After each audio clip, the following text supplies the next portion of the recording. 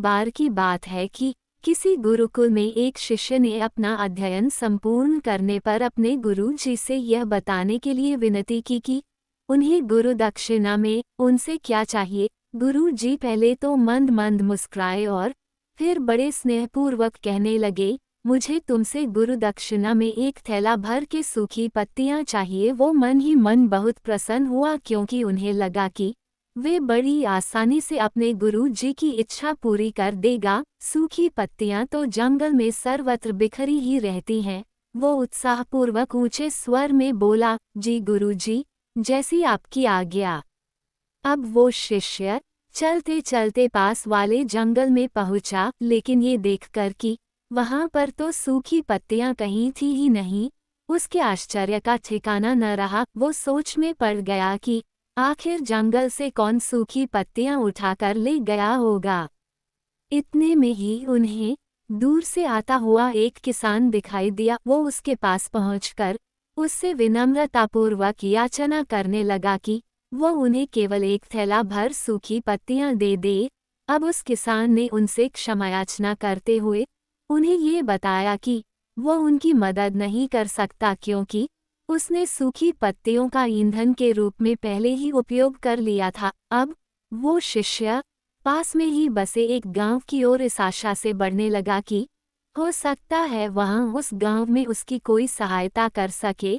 वहां पहुंचकर उसने जब एक व्यापारी को देखा तो बड़ी उम्मीद से उससे एक थैला भर सूखी पत्तियां देने के लिए प्रार्थना करने लगा, लेकिन उसे फिर से एक बार निराशा ही हाथ आई, क्योंकि उस व्यापारी ने तो पहले ही कुछ पैसे कमाने के लिए सूखी पत्तियों के दोने बनाकर बेच दिए थे। लेकिन उस व्यापारी ने उदारता दिखाते हुए उसे एक बूढ़ी माँ का पता बताया जो सूखी पत्तियां एकत्रित किया करती थी।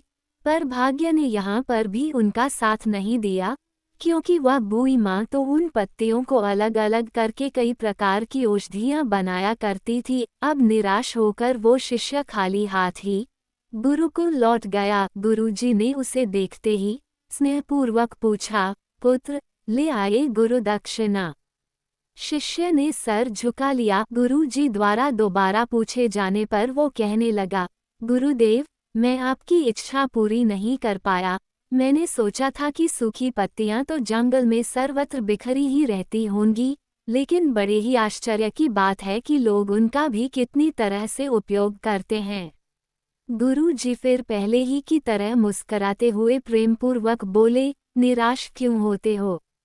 प्रसन्न हो जाओ, और यही ज्ञान की सूखी पत्तियां भी व्यर्थ नहीं हुआ करती, बल्कि उनके भी अनेक उपयोग हुआ करते हैं। और ये समझो कि तुम्हारे इसी ज्ञान के रूप में मुझे गुरु दक्षिणा मिल गई है। ये सुनकर शिष्य गुरुजी को प्रणाम करके खुशी खुशी अपने घर की ओर चल दिया।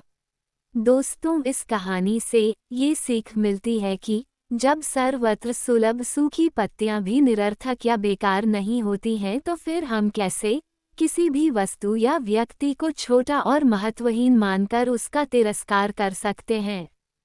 चींटी से लेकर हाथी तक और सुई से लेकर तलवार तक सभी का अपना अपना महत्व होता है।